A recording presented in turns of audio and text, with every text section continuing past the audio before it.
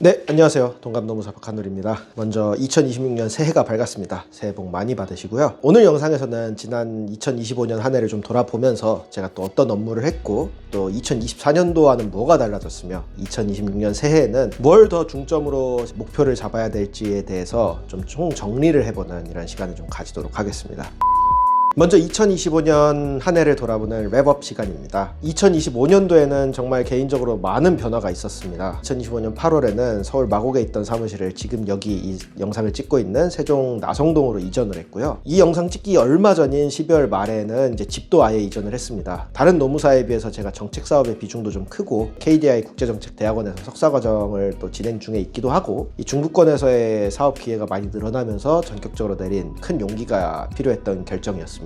하지만 뭐 결정을 한 뒤로 어느 정도 생각했던 그런 효과들이 나타나고 있는 것 같아서 개인적으로는 다행이라는 생각도 좀 들고요. 2025년을 세 가지 키워드로 좀 정리를 해보면 첫 번째로는 컨설팅입니다. 제조업 회사의 평가보상 체계 구축 컨설팅을 진행을 하면서 노무사 인생에서의 포트폴리오 측면에서도 굉장히 굵직한 가치 있는 민간 컨설팅을 진행했던 한 해이기도 하였습니다. 그 외에도 민간 IT 개발업체에서 노동법 관련된 AI 제품을 만드는 일에도 용역으로 참석을 했었고요. 직장 내 괴롭힘이나 성희롱 관련된 조사건, 서울특별시 노동권리보호관으로서의 공익활동들, 그리고 소규모 사업체 규정 정비 건들도 굉장히 많이 들어왔던 한 해였습니다. 특히 또 요즘 뉴스를 보면은 포괄임금제 근절이 이제 말로만 외치지 않고 법제화를 아예 시키겠다라는 이런 움직임이 계속해서 발견이 되고 있는데, 만약에 법제화에 성공을 한다라고 하면은 당분간 또 노무사들이 이런 쪽의 컨설팅도 좀 아무래도 진행을 하지 않을까라는 생각을 하게 됩니다. 두 번째 키워드는 강의입니다. 작년에 비해서 또 고정 강의처가 자문사 늘어난 것만큼이나 크게 늘었습니다. 2024년도에는 특히 제가 청년 대상 사업의 강의에 주로 참석을 했거든요. 고용노동부에 보면은 청년 도전 지원 사업, 성장 프로젝트, 미래낼 일경험 사업 같은 사회초년생들을 대상으로 하는 기초노동법 강의의 위주의 활동을 했다라고 하면은 2025년도에는 그 범위가 많이 확장이 돼서 현업자들을 대상으로 강의도 진행을 했고, 또 MOU를 체결을 했던 홈핏이라는 업체가 있습니다. 여기를 통해서 보건관리자와 안전관리자 현업에 계신 분들을 대상으로 정기 웨비나도 개최를 하는 등 여러 가지 분야에서 양적으로 뿐만 아니라 질적인 측면에서도 굉장히 많은 성장을 이루어낸 한 해가 되지 않았나라는 자평을 하게 됩니다. 세 번째 키워드로는 제가 늘 어필하고 있는 고용노동 정책 관련된 AI 분야입니다. 작년부터 계속 해오고 있던 AI 노동법 상담 서비스 사업은 이제 노무사 회와의 MOU를 통해서 제가 이제 PM 역할을 하면서 총 173명의 노무사분들을 모시고 테스트와 고도화 작업을 진행을 했습니다. 7, 8월 달에 요거를 진행을 쭉 하면서 대국민 2차 서비스 개시를 9월 달에 했고요. 그 과정에서 3월 달에는 MOU 행사 때문에 김문수 전 장관님, 그리고 9월 달에는 2차 서비스 개시 때문에 현직 장관이신 김영훈 장관님을 모시고 이렇게 참가자 대표격으로 현장에서 발제 발표도 하는 이런 굉장히 뜻깊은 시간을 가질 수 있었습니다. 노동행정 관련된 인공지능 대전환이라고 이제 이름을 붙이고 있는데, 이쪽은 앞으로도 계속해서 유망한, 쉽게 말해서 이제 정책적인 관심과 지원이 계속될 수 있는 분야라고 생각을 하고, 저 나름의 전문성을 쌓기 위해서 뭐 대학원도 다니고 여러 가지 공부도 하면서 가랑이 찢어지게 쫓아가고 있는 상황이라고 말씀드릴 수 있을 것 같고요. 얼마 전에 11월 달부터는 기존에 하고 있었던 사업과 좀 별개의 과기부 산하의 정보통신산업진흥원이라는 곳이 있거든요. 여기 주관으로 시행되는 공공 AX 프로젝트에 고용노동부도 지금 한 가지 사업을 진행을 하고 있습니다. 그래서 거기에 저도 용역으로서 참여를 하고 있고, 이 사업은 공개되는 대로 제가 별도로 영상을 찍어서 안내를 해드릴 예정입니다.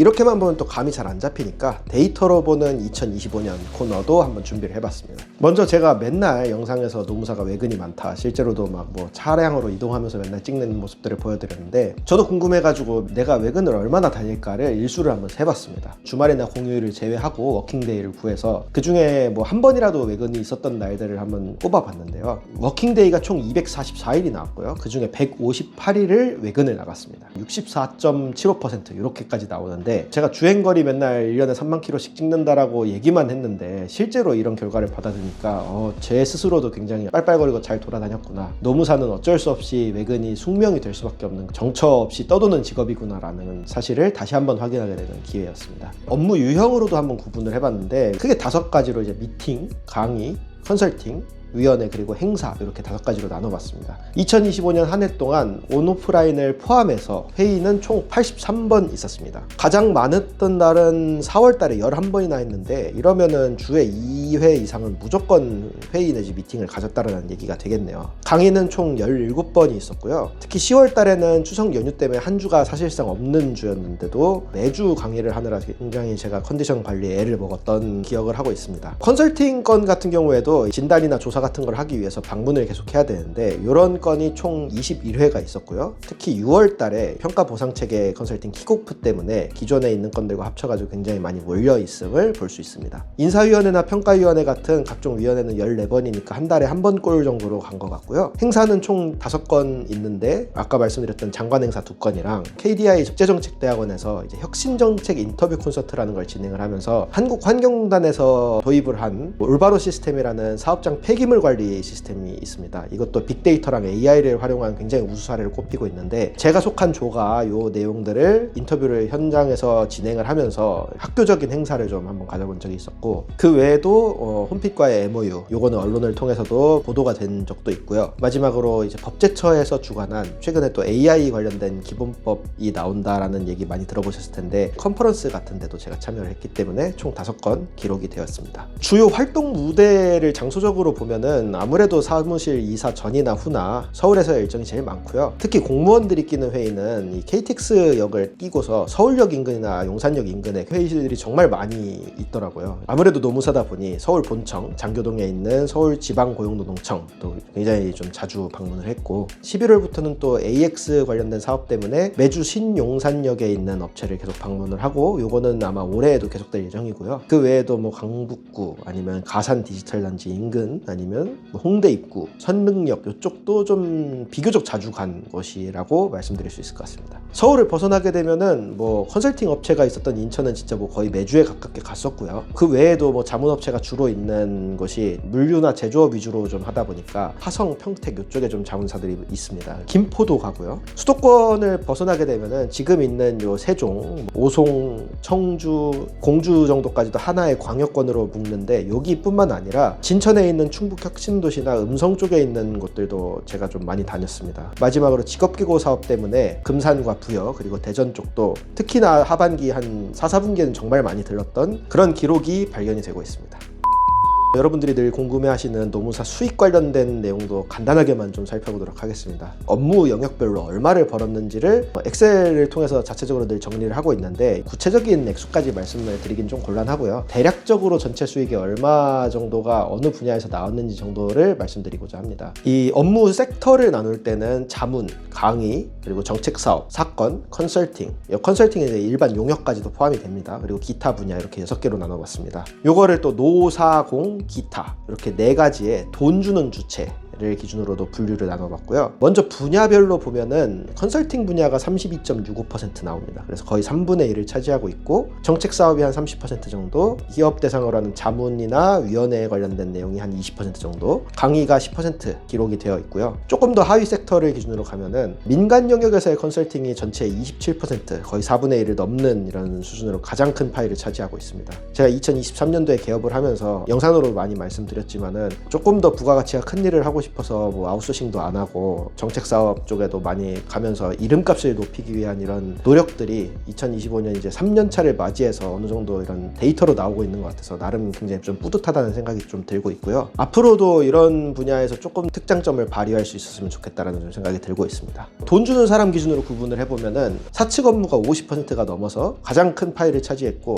공공 업무가 한 43% 정도, 노측 기타 파이 합쳐봐야 5% 남짓 정도 되는 좀 편향적인 상태인 거는 부정할 수 없을 것 같습니다. 아무래도 제가 이제 부가가치 높은 업무를 한다라는 얘기가 결국에는 사건 분야보다는 기업을 대상으로 하는 별건의 용역 내지 컨설팅 쪽이다 보니 이런 결과가 나온 것 같고요. 하지만 이 결과가 나름 2024년에 비해서는 굉장히 많이 다분화가 된 편인데 작년 통계에 보면은 사측이 75%에 달합니다. 4분의 3이 회사로부터 받은 돈이에요. 이때는 진짜 말 그대로 사측 노무사라고 해도 과언이 아니었다라는 생각이 드는데 저의 수입처가 좀 다양해지고 공공기관의 쪽에서의 자문이나 용역 활동들이 좀 늘어나면서 사무실도 세종으로 옮겼잖아요. 어떻게 보면 공공 쪽에서의 파일을 제가 조금 더 가져가게 되면서 수익의 다분화라는 측면에서도 굉장히 바람직한 방향이 아닐까라는 생각을 하게 됩니다. 굳이 균형점을 하나 더 찾자면 노측이 지금 워낙 안 하고 있다 보니까 사건을 조금 더 수임을 해서 어느 정도의 밸런스를 맞췄으면 좋겠다라는 생각도 들기는 하는데 한 우물 파는 것도 쉽지 않기 때문에 제가 몸이 하나잖아요. 그래서 조금 더 생각을 해봐야 되는 파이가 아닐까라는 생각이 들고요. 작년 결산을 이렇게 마무리하고 이어서는 2026년 새해 뭘 해야 되는지 목표를 간단하게 잡아보는 시간을 가지도록 하겠습니다. 첫 번째로는 개업 이래의 가장 중요한 목표로 삼고 있는 고정 매출 늘리기 부분입니다. 개업 직후에부터 계속 고정적으로 들어오는 돈을 늘리기 위해서 굉장히 노력을 하고 있는데 2024년 한 중반? 만 1년차가 넘어가면서부터 조금 이게 괜찮아지더니 2025년에는 굉장히 괄목할 만한 나름의 성장을 이뤄냈다라고 생각을 하고 있습니다. 제가 1인 노무사 사무소의 특성상 몸이 한 다 보니까 모든 들어오는 일을 다 처리를 할 수가 없습니다. 그러다 보니 오히려 막 배부른 것처럼 사실 되게 배고픈데도 일을 가려받는 경우들이 굉장히 많고요. 그러다 보니 양적인 측면보다는 좀 질적인 측면으로는 나쁘지 않은 성장을 이뤄내고 있다는 생각을 하고 있습니다. 그 매출액 기준으로는 자문사 중에 2천억대가 넘는 자문사도 있고요. 직원 수 기준으로는 전체 직원은 한 2,600명 정도 되는데 제가 주로 담당하고 있는 센터 기준으로는 1,200명 정도 되는 이런 물류업체가 하나 있습니다. 서울 서부권에 계시는 분들은 그 쓱 배송 시키시면은 아마 제 자문사에서 아마 배달을 해줄 거예요. 이런 쪽이 제 자랑할 만한 좀 대표적인 자문사이고요. 그 외에도 제가 물류랑 제조 이쪽으로 많이 하고 있다 보니까 파견법 쪽에 굉장히 민감한 이런 아웃소싱 업체들도 자문사로 좀 있습니다. 세종시뿐만 아니라 전국에 있는 법정 공공기관도 있고 법정 공공기관은 아니지만 부처나 지방에서 출자를 한 좀 공적인 일을 하고 있는 이런 기관들도 자문을 계속 좀 진행을 하고 있는 상황인데 한 절반 정도만 흔히 말하는 월 단위 아니면 연 단위로 고정적으로 돈을 받고 있는 곳이고 나머지는 꾸준히 찾아주시긴 하지만 연속성이 완전히 보장되지는 않는 이제 건 바이 건으로 계약하고 있는 것들이 한 절반 정도 되는데 이런 부분들을 제가 앞으로 좀 서비스를 잘 하면서 조금 더 늘려나간다라고 하면은 아무래도 지금보다는 조금 더 예측 가능하고 안정적인 경영을 할 수 있을 것이다 라는 생각이 들어서 첫 번째 목표를 이렇게 잡아보았고요. 고정적인 매출이라는 부분이 양적인 성장이라면 제 질적으로 좀 전문성을 올려야겠다는 생각을 두 번째 목표로 잡겠습니다. 제가 여태까지 책을 2권 냈는데 올해의 목표는 세 번째 책을 내는 겁니다. 이게 책이라는 게 사실 별거 없다고 생각하실 수도 있는데 전문직한테는 사실 명함보다 훨씬 더 좋은 일입니다. 굉장히 그 전문성을 드러낼 수 있는 객관적이고 오피셜한 지표가 될 수 있다라는 생각을 저는 굉장히 많은 방식으로 확인을 해왔고요. 다만 지금까지의 2권의 책이 모두 이제 고용노동부 청년 자문활동을 하면서 얻었던 청년 노동 관련된 책이었는데 올해는 그 심화판 개념으로 좀 전문성이 있는 책을 좀 준비를 하고 있습니다. 기자 출신이다 보니까 노무사가 된 이후에도 언론을 통해서 기고도 굉장히 좀 많이 하고 있는데 2021-22년도에는 오마이뉴스에서 노동의 종말이라는 월간 칼럼을 연재를 했고 요거는 제 첫 번째 책인 노동 꿀팁이라는 책의 원본이 되었고요. 2023-4-5년도에는 굿모닝 경제신문에서 중소사업주를 위한 HR 레시피라는 제목의 월간 연재를 꾸준하게 진행을 해왔습니다. 그래서 요 두 개는 이제 올해부로는 마무리를 했고요. 앞으로는 단순히 이런 인사 노무 관리의 측면뿐만 아니라 조금 더 심화된 특히 노동정책 아니면 일자리 관련된 내용들에 대해서 정책학도이자 현직 공인 노무사의 실무자로서 생각하는 그런 조금 더 심도 있는 내용의 칼럼들로 준비를 하고 있는 상황입니다. 그래서 이 내용들은 제가 아마 또 별도의 영상을 통해서 말씀을 드리게 될 예정입니다.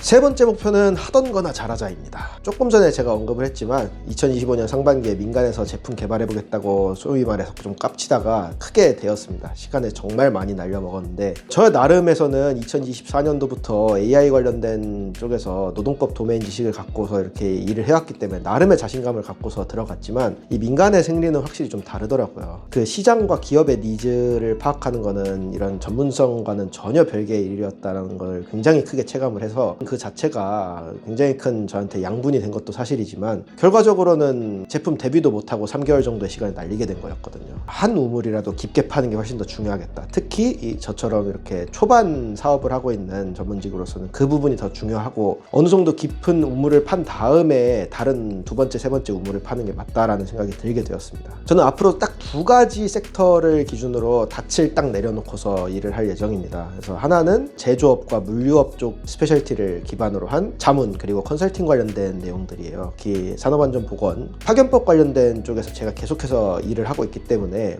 지금도 마찬가지고 가지고 앞으로도 조금 더 기반을 다져나갈 예정이고, 나머지 한 가지 분야는 고용노동 행정 관련된 AI 접목 사업을 통한 정책적인 분야입니다. 전자 후자로 나누면, 전자는 이제 공인노무사 본업이잖아요. 제 생업이기도 하고 당장의 현실과 가까운 미래에 저를 책임져 줄 수 있는 굉장히 양분이 될 거라고 생각을 하고, 후자 AI 관련된 정책 사업은 어쨌든 제가 더 장기적으로 살아남고 가치를 올리기 위해서는 노무사 중에서 그럼 너가 뭘 잘하는데를 넘어서서 자격증의 범위를 초월하는 어떤 강점도 하나 가지고 있으면 정말 큰 무기가 될 수 있다고 생각을 하거든요. AI와 노동법을 버무린 정책 사업에 계속해서 참여를 하고 있는 연속성상이 있기 때문에 중장기적으로는 우리나라 노동정책 전반에 조금 더 역할을 할 수 있는 사람이 됐으면 좋겠다라는 생각에, 이 외에는 진짜 쳐다도 보지 말아야겠다라는 생각을 오히려 하고 있는 그런 상황이라고 말씀드릴 수 있을 것 같습니다. 또 마지막으로는 조금 더 고차원적인 측면에서 사회에 도움이 될 수 있는 일을 좀 해야겠다라는 생각도 합니다. 그런 여유가 좀 생겼으면 좋겠다가 가장 큽니다. 제가 청년 관련된 노동법 교육 많이 한다고 말씀드렸는데, 이쪽에 솔직히 돈이 많이 들어오진 않습니다. 문의가 들어왔을 때 저는 솔직히 얼마 주냐고도 안 물어보거든요. 그냥 주시는 대로 받아요. 그러면 어떻게 보면 거마비 하고 하면 진짜 남는 게 없을 수도 있는데도 불구하고 계속해서 이의 없이 오히려 반가운 마음으로 하는 이유는, 이런 활동들이 모여야 노동인권이라는 측면이 굉장히 많이 개선될 수 있을 거라고 저는 생각을 하기 때문에, 직업인으로서 그리고 사회 구성원으로서 해야 될 일이라고 저는 생각을 하고 있어서 앞으로도 이런 기회가 조금 더 많아졌으면 좋겠고요. 또 영상으로도 제가 기부 관련된 내용들도 간간히 다루고 있잖아요. 정기 후원도 계속하고 있는 것들도 있고, 일시 후원은 상황에 맞게 하면서, 특히 제 인생에서 가장 큰 단일 후원 금액이었던 100만 원을 2024년도에 국경 없는 의사의 기부건도 있었는데, 이런 건들을 제가 공유를 하고 굳이 영상으로 만들고 지금도 언급을 하는 이유는, 기부 활동이라는 건 전염성이 있다고 생각하기 때문입니다. 기부 활동이라는 내용이 언급이 되면 될수록 이쪽에 대해서 생각을 미처 못하고 계셨던 분이나, 아니면은 나도 내가 쟤보다는 더 잘 버는데 내가 쟤보단 더 해야 되지 않겠냐라는 생각을 하실 수도 있는 거고, 아니면 뭐 세금을 떨어야겠다라는 생각까지 하실 수도 있는 건데, 이유야 어찌됐든 간에 사회 구성원으로서 공동체에서 좀 어려움을 갖고 있는 분들에게 도움을 줄 수 있는 이런 활동은 언제든지 바람직한 활동이라고 생각을 하기 때문에, 금전적인 측면에서도 정신적인 측면에서도 좀 여유를 가질 수 있는 2026년의 한 해가 됐으면 좋겠다라고 포부를 밝혀볼 수 있을 것 같습니다.